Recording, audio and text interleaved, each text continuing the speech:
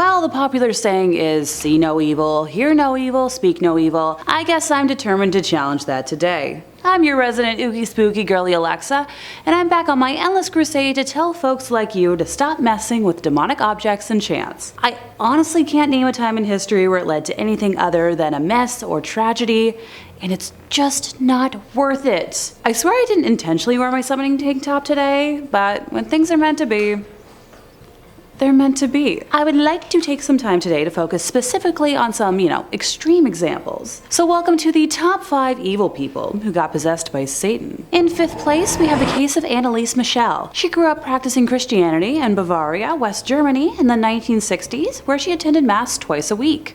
When Anneliese was only 16, she suddenly blacked out at school and began walking around in what her friends and family described as a trance-like state, and she herself was unable to recall any of it. A year later, Anneliese experienced a similar occurrence where she woke up in a trance after her body went through a series of convulsions, causing it to shake uncontrollably. After this, Anneliese visited a neurologist who diagnosed her with temporal lobe epilepsy, a disorder that causes seizures, loss of memory, and experiencing visual and auditory hallucinations. After her diagnoses, Anneliese began taking medication for her epilepsy and enrolled in the University of Würzburg in 1973. Now, if that medication was successful, I wouldn't be talking about her right now, would I? The medication she was given failed to help her, and as the year progressed, her condition deteriorated. She began to see the face of the devil wherever she went, and constantly heard demons whispering in her ears. When she heard the demons telling her she was damned and would rot in hell while she was praying, she concluded that the devil himself must be possessing her. Anneliese sought out priests to help her with her demonic possession,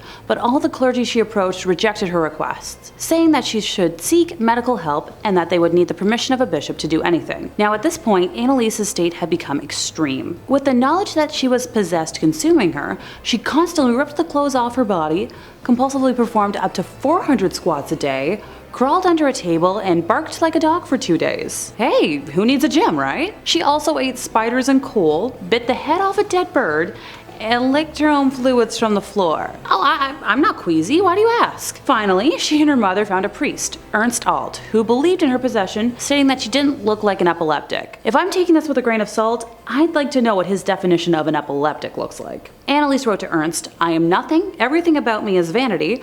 What should I do? I have to improve. You pray for me.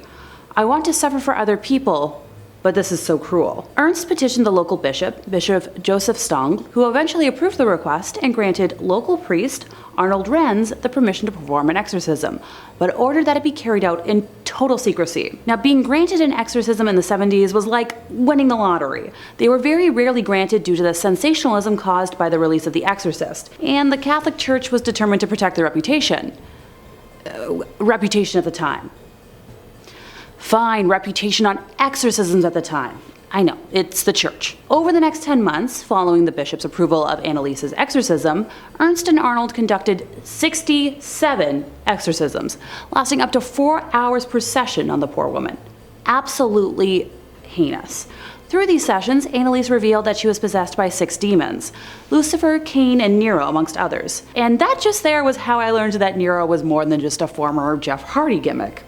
Weird middle name to give a kid. All these spirits would jostle for control of Anneliese's body and would communicate from her mouth with a low growl. The demons constantly argued with each other, with one being quoted as saying, "People are stupid as pigs. They think it's all over after death. It goes on." And another replying that the first was nothing but a big mouth who had no real say in hell. Throughout these sessions, Anneliese would frequently talk about dying to make up for the wayward youth of the day and apostate priests of the modern church. She broke the bones and ripped the tendons in her knees from continually kneeling in prayer, and I just felt that statement in my own ballet-worn knees.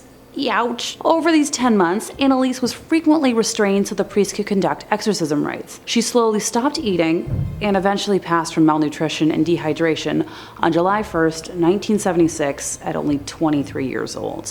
In 4th place, we have the nuns of Loudon and Louviers. Louviers?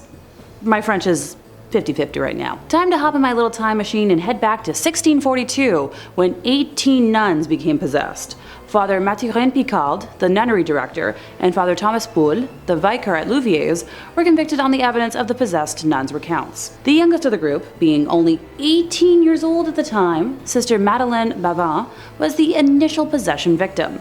Her testimony was successful in throwing the church into a state of panic, alleging that Fathers Picard and Boule had taken the nuns to secret sabbats. At these gatherings, they became familiar with numerous demons, specifically including the demon Damon.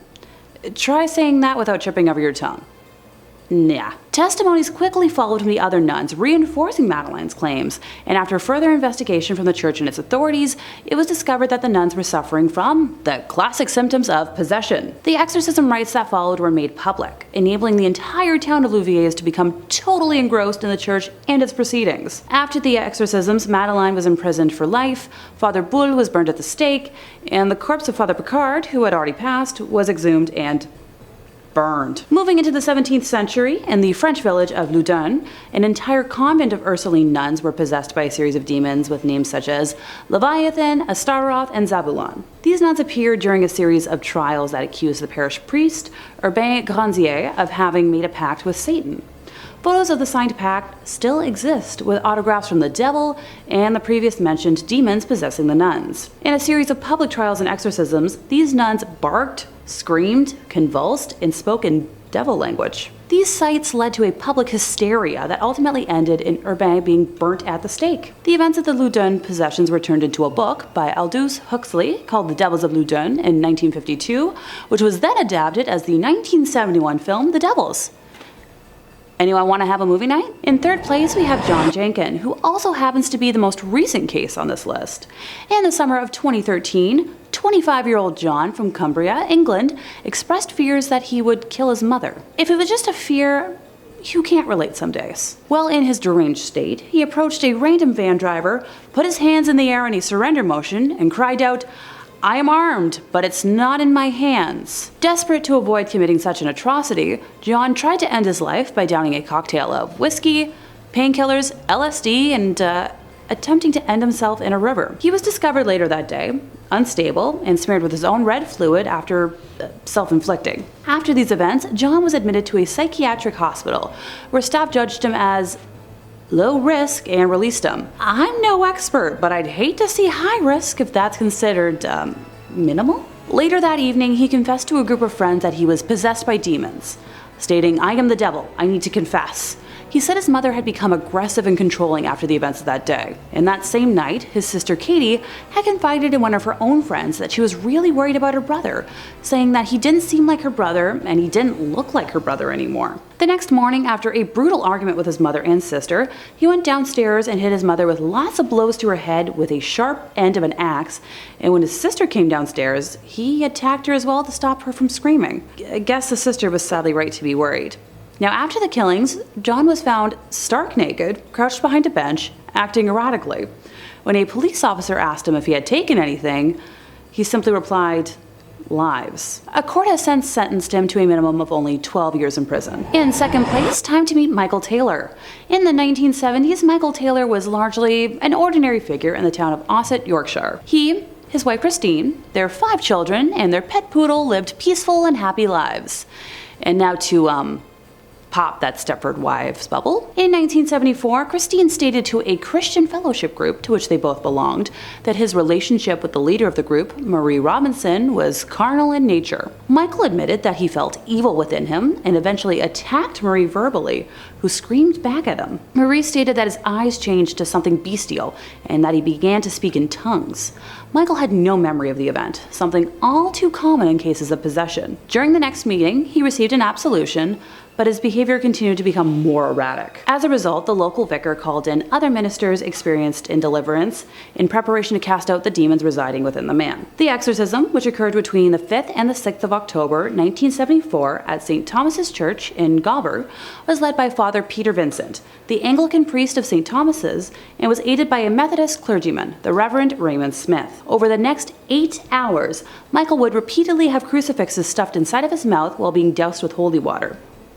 Okay, now my jaw hurts. According to Bill Ellis, an authority on folklore and the occult in contemporary culture, the exorcists believed that they had, in this all-night ceremony, invoked and cast out at least 40 demons, including those of incest, bestiality, blasphemy, and lewdness. In the end, exhausted, they allowed Taylor to go home, although they felt that at least 3 demons were still left in him. While at home, he brutally ended his wife, Christine, by attacking her with his bare hands, tearing her eyes and tongue out, and almost tearing her face off. He was eventually found by a policeman, completely naked in the street and covered in red fluid. At his trial in March, he was acquitted on the grounds of insanity. He was sent to Broadmoor Hospital for 2 years, then spent another 2 years in a secure ward in Bradford before being released. I'm seeing some repeating factors here, are you? Finally, in first place, we have Arne Cheyenne Johnson, otherwise known as the Devil Made Me Do It. Now, before I talk about his exact crime, we have to explain how he came to be possessed. Satan originally possessed David Glatzel, the 11-year-old brother of his fiancée, who was living with the couple. Strange happenings first began in the summer, when young David would jolt awake in the middle of the night, sobbing in fear after being visited by a hideous creature that he described as a man with big black eyes, a thin face with animal features, jagged teeth, pointed ears, horns, and hooves. The beastly apparition had issued a warning.